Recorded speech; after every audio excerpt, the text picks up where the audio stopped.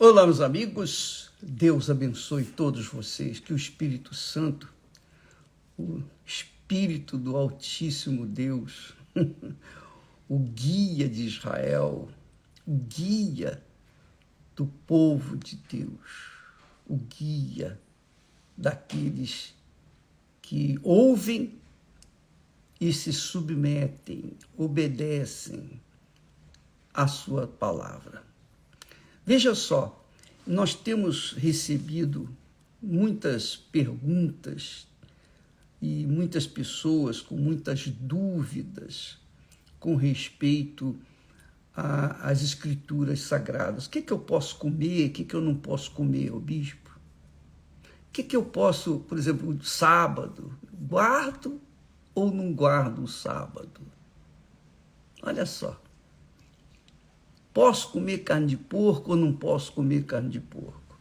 Então, essas perguntas surgiram na igreja primitiva, quando as pessoas, os gentios, que não eram judeus, gentios são os não-judeus, os gentios estavam se convertendo ao Senhor Jesus Cristo.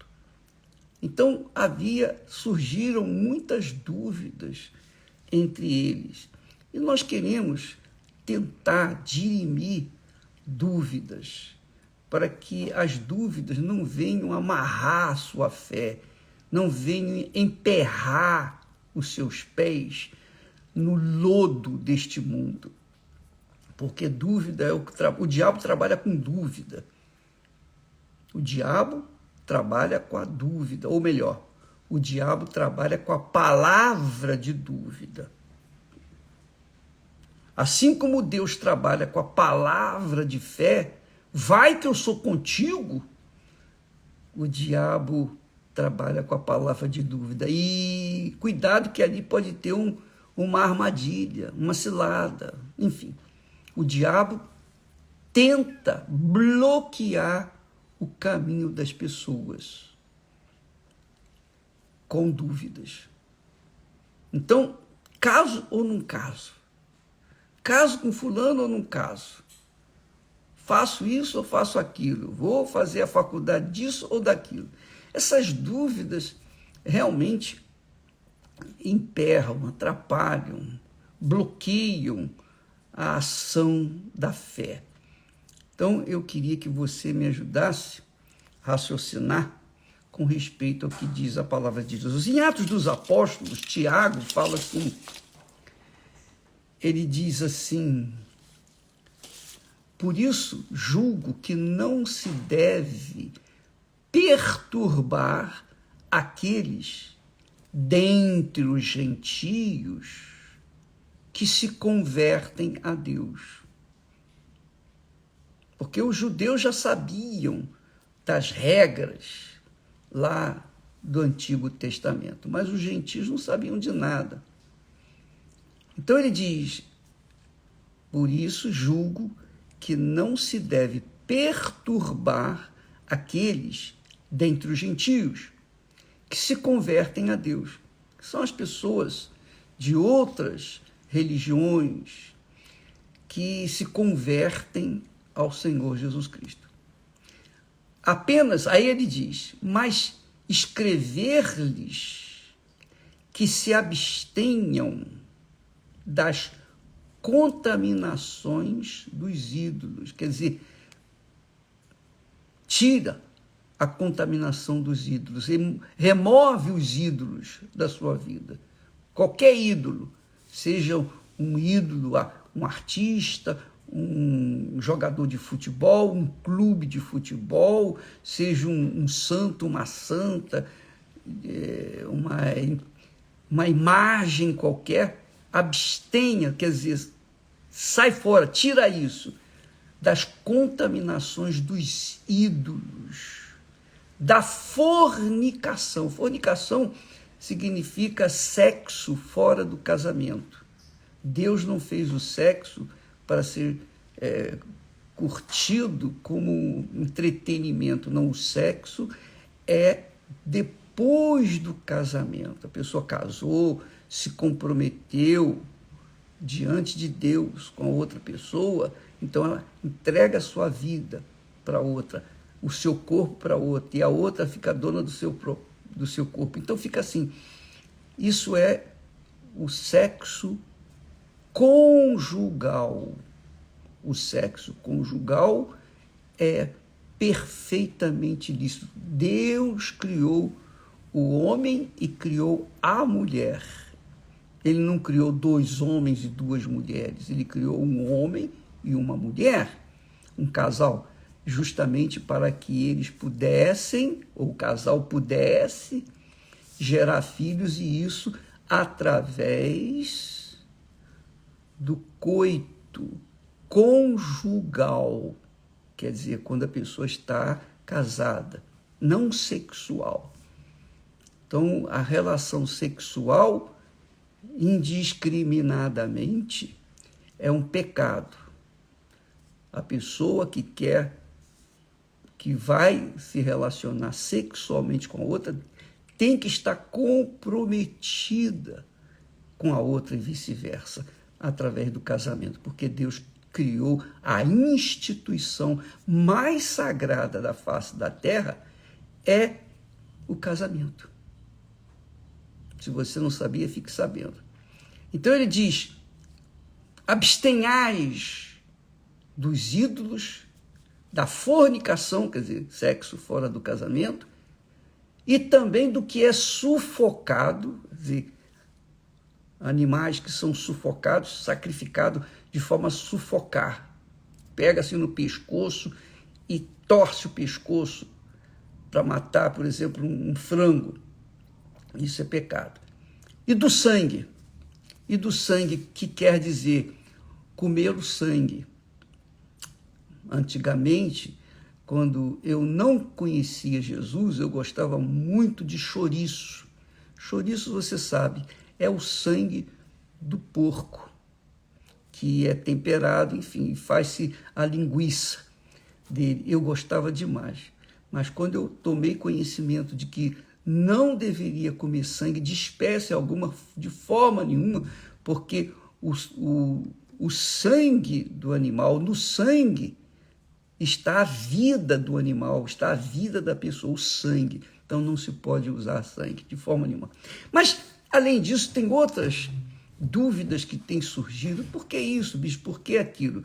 E eu queria que você tivesse essa consciência do que você deve ou que não deve fazer.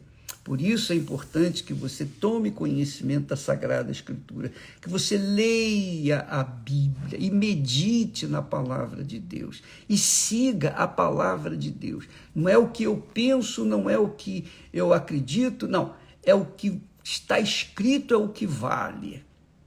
É isso que vale, o que está escrito. E com respeito às dúvidas nossas de cada dia, vou ler um texto aqui que vai ajudar você a entender a palavra. Inclusive, você pode pegar aí na sua Bíblia, Romanos capítulo 14, a partir do versículo 17. Eu escolhi esse texto para que venha elucidar toda e qualquer dúvida. Veja só, o apóstolo Paulo, dirigindo essa carta, essa epístola aos cristãos de Roma, os romanos, muitos romanos se converteram ao Senhor Jesus. Então Paulo escreve dando as diretrizes do Espírito Santo para eles e para nós, obviamente, consequentemente. Então ele diz assim, com respeito à comida, bebida, enfim, posso beber, não posso beber, posso comer, não posso... Então, veja só, ele diz assim, porque o reino de Deus não é comida nem bebida, mas justiça e paz e alegria no Espírito Santo. O reino de Deus é espiritual. O reino de Deus é espiritual, não é físico. Há o reino deste mundo, que é físico, mas o reino de Deus é espiritual. Você segue as leis, as palavras, as orientações do Espírito Santo que é espírito e que usa os seus servos para falar, orientar a sua igreja. Ele diz: o reino de Deus não é comida nem bebida, mas justiça e paz e alegria no Espírito Santo. Porque quem nisto serve a Cristo, agradável é a Deus e aceito aos homens. Sigamos, pois, as coisas que servem para a paz e para a edificação de uns para com os outros. Isso é importantíssimo. Sigamos, pois, as coisas que servem para a paz, não para discussões, não para brigas, não para fofoca. Ah, fulano comeu aquilo, ai, que coisa, hein, comeu. Não tem nada disso. Cada um tem que ser conduzido pelo Espírito Santo.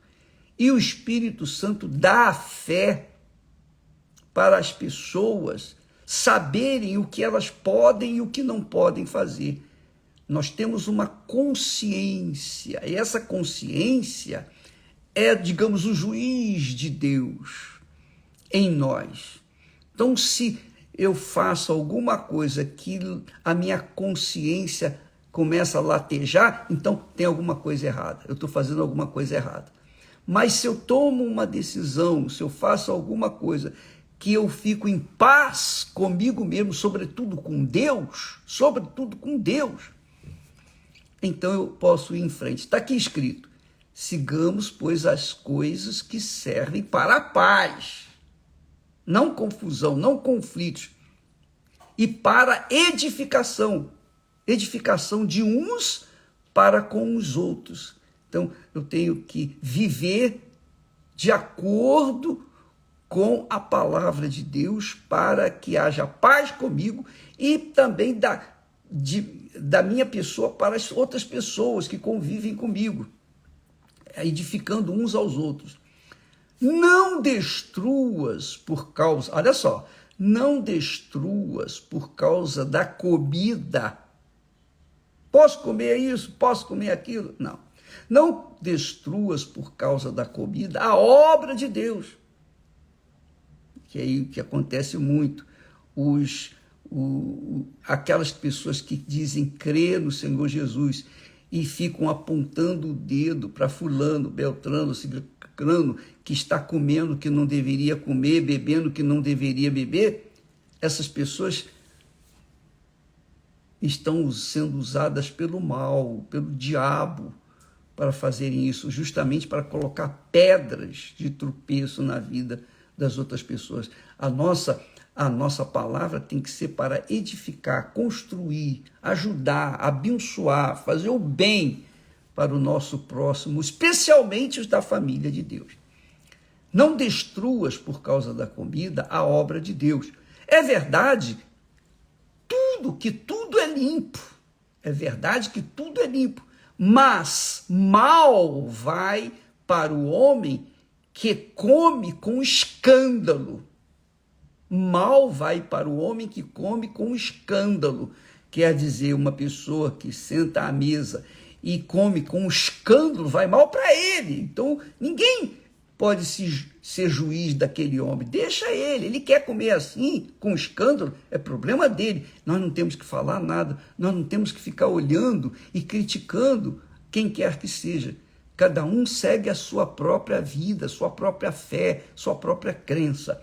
Nós temos que respeitar, porque Deus respeita isso. Deus respeita a nossa vontade, as nossas vontades. Por que nós não vamos respeitar a vontade dos outros? Que é a vontade dos outros. Então, é bom, aí ele fala, bom é não comer carne.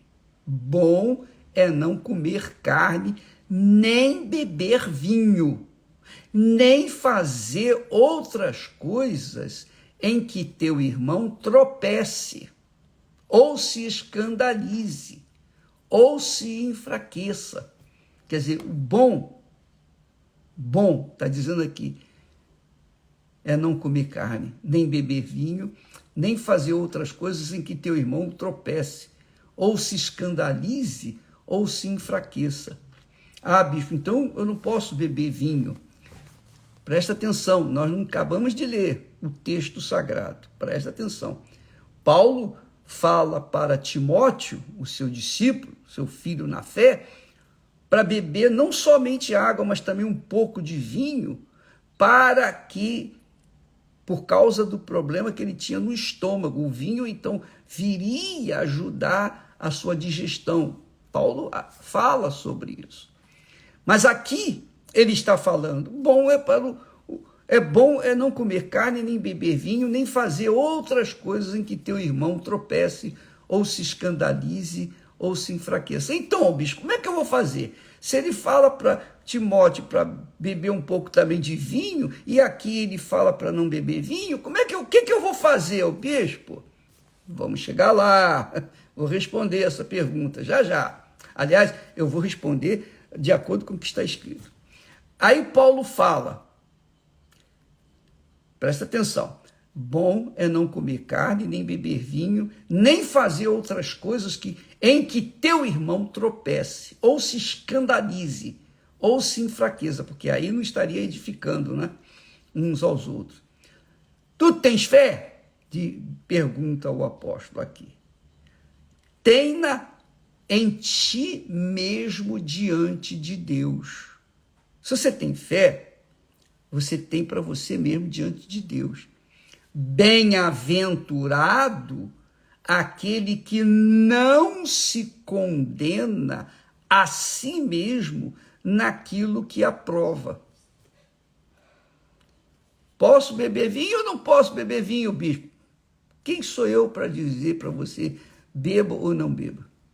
Quem sou eu para dizer coma isso ou não coma isso? Coma carne ou não coma carne? Eu não sou ninguém. A sua consciência de fé é sua. Se você bebe vinho e sente acusado pela sua consciência, então não beba. Se você bebe vinho, mas não sente latejar sua consciência, então vá em frente. Agora, se você tem fé para beber vinho, que você beba sozinho, longe do teu irmão, para que o teu irmão não venha se escandalizar, porque você não pode limitar a sua fé por causa do irmão, da irmã, de quem quer que seja. Você tem o direito de beber quando você estiver só, que não vai escandalizar ninguém.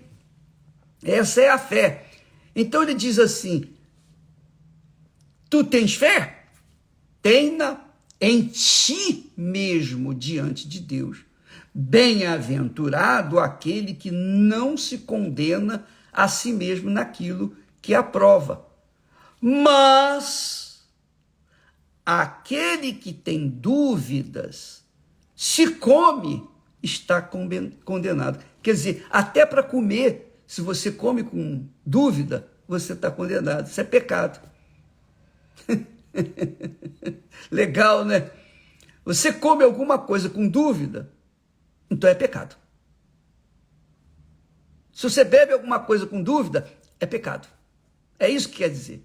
Então, cada um tem que andar de acordo com a vontade do Espírito Santo, com a consciência espiritual, com a consciência do reino de Deus, com a consciência da palavra de Deus, do conselho de Deus.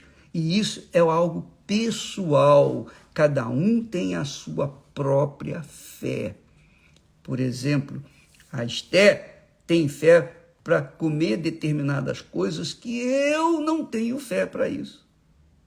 E eu não critico, porque eu também tenho fé para comer outras coisas que ela tampouco tem fé para isso. Então, a gente respeita um ao outro. Mas como nós somos casados, a gente, então, vive em paz. Em paz. Um não censura o outro. Cada um come ou bebe de acordo com a sua própria fé. Isso é respeito. Respeito. respeito à fé de cada um, porque a fé é algo pessoal, individual. Cada um tem a sua própria fé. Como diz o texto, bem-aventurado aquele que não se condena a si mesmo naquilo que aprova. Mas, em outras palavras, não é bem-aventurado aquele que condena os outros, porque nós não somos juízes de ninguém. Nós temos que avaliar a nossa própria vida. Nós temos uma consciência que nos acusa ou aprova as nossas atitudes. Então, sigamos a voz da consciência espiritual, da voz do Espírito Santo, que é a fé. Mas aquele que tem dúvidas, se come, está condenado, porque não come por fé. Não come por fé, não come pela fé. E tudo, ele encerra esse capítulo, e tudo o que não é de fé é pecado. Tudo que não é da fé é pecado. Tudo que a gente faz que não é pela fé é pecado. Quem vive no reino de Deus vive pela fé. Quem não vive no reino de Deus, vive no reino deste mundo, não tem o Espírito Santo, faz as coisas de acordo com a vontade dele e não tem consciência para acusar, aí ele vai vivendo a vida do jeito que ele quer. Ele gosta de fornicar, então vai fornicar. Ele vai fornicar e vai continuar no pecado e não vai ter consciência que desaprove isso. Mas ele está vivendo no reino deste mundo. Mas para quem está vivendo no reino de Deus, sujeito às regras, às leis, os mandamentos, a disciplina, a ordem do reino de Deus, esse está sujeito, está limitado pelo que está escrito nas Sagradas Escrituras. Com isso, a gente que vive pela fé não tem dúvida. A dúvida desaparece. Por quê? Porque sabemos o que podemos e o que não podemos. E cada um de acordo com a sua própria fé. Então, quando você vê alguém condenando a Igreja Universal por isso, por aquilo outro, é porque não está no reino de Deus, está vivendo no reino desse mundo. Por exemplo, bispo, guarda o sábado ou não guarda o sábado? O sábado foi instituído por causa do homem, e não o homem por causa do sábado. Jesus disse isso. Jesus curou no dia de sábado, os discípulos colheram espigas no dia de sábado, e os judeus ficaram irritados, não pode fazer isso, vocês não podem, isso é proibido. Mas eles eram judeus e eram hipócritas, Jesus os condenou por causa da hipocrisia deles. Quer dizer, guardavam umas coisinhas pequenininhas e depois faziam coisas piores. Então, amiga e amigo, a sua fé tem que ser pura, limpa, íntegra. Tudo que é limpo, olha só,